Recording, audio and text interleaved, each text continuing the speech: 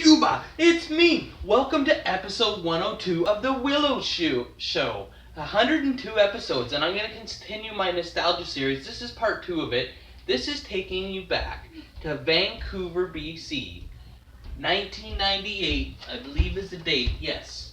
It is Friday, February 27th, 1998 at General Motors Place, Vancouver B.C. I don't know how good you can see that. I'll try. I'm not sure. It's hard for me to tell what you can see and what you can't see there. But I was 15 years old, and I was going to the Children's Hospital in Bellingham, Washington. And it just so happened my mom looked into it, and there just happened to be a house show the night that we were staying there. So we were staying in Burnaby, and then we would go by bus to Bellingham in the morning.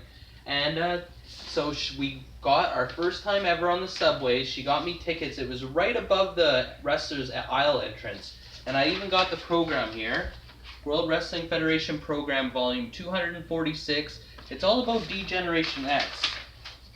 You make the rules, Sean Hunter and China will break them.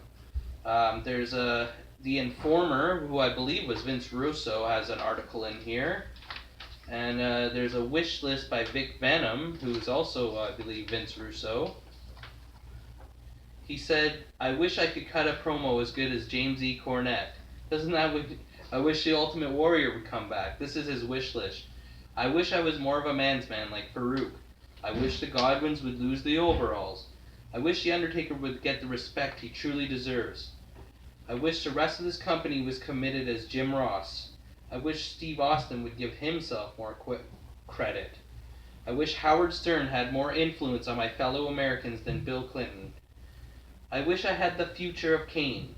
I wish John Lennon and Brian Pillman were still alive. Oh, Vince Russo dropping I wish I had the wrestling knowledge of Jeff Jarrett. I wish I could do my fingers like Vader. I wish somebody would explain all the hullabaloo over the Spice Girls because I'm just not getting it. Vince Russo did all the magazines back in this time, I believe, and he also did a lot of the writing for some of the shows. And then there's a big article here on DX and showing some of their recent antics. So this was the program. Some pictures of Raw 1997. Comments from ringside on D-Generation X. We got Owen Hart, Undertaker, Stone Cold, and Rocky Maivaia's comments on D-Generation X. Owen Hart says, a few months ago, DX promised they would flush this little nugget out of the World Wrestling Federation for good. Well, Sean, I'm standing right here waiting for you to back up those words. You and those albatrosses you call friends can run from this black heart all you want, but one way or another, I'm going to make your life a living hell. You hear me, Sean? It will never be over. And then there's a X marks the spot picture. And then this is the official flyer card, I guess, from it. Maybe this is what the posters that they put up about it. It has an advertisement for WrestleMania 14, Sunday, March 29th, which was about a month away. It has an advertisement for the WWF Superstar line, 1-900-737-4993, $1.49 per minute. Get your parents' permission before you call, unless you're 18 years old. There's a thing for the WWF Travel Club member. What are you waiting for? Get good travel packages for some of the major events. And then the card. This was the card that I saw when I watched my first house show in Vancouver. I had been to some in Victoria, which was a bit smaller venues in '96. So the first match was Tom Brandi versus Marvelous Mark Marrow. And then we also had Bradshaw versus Kama Mustafa. Then we had the NWA Tag Team Champions, Headbangers, Mosh and Thrasher, defending against Quebecers Jacques and Pierre.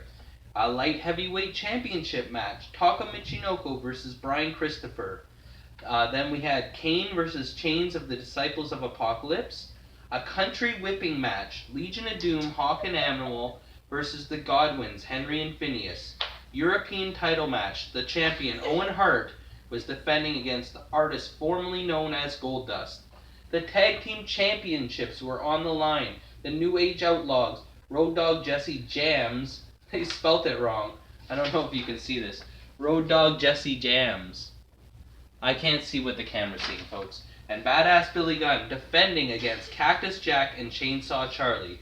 The Intercontinental Championship on the line. The champion, The Rock, Rocky Maivia of the Nation of Domination, defending against Ken Shamrock. And the main event, Stone Cold Steve Austin versus Hunter Hearst Helmsley. The only two matches that really stuck out in my head is the Kane one versus Chains. I really remember that for some reason. I think my mom was like really blown away by Kane. And props to my mom. She didn't like wrestling. She took me all the way there. She sat through like a 2.5 hour event and just sucked it up and made the best of it and just did it for me. And I remember the main event, Stone Cold vs. Hunter Helmsley, because I was a huge Stone Cold fan. And China accompanied Hunter Helmsley to ringside, and then something happened with the ref, and I remember China was trying to hold Stone Cold, and then he like ducked out of the way, and Hunter went to hit her, but he didn't, and then he kicked them both and gave them a double stunner, got the pin, sent the fans home happy. It was just a great time. Here on my Nostalgia series, this is part 2 of it. On the Willu Show, remember, like or you get a leg drop, comment or you get a clothesline, subscribe or you get a suplex. I'm your host, Elian Habanero. I love wrestling, Cuba!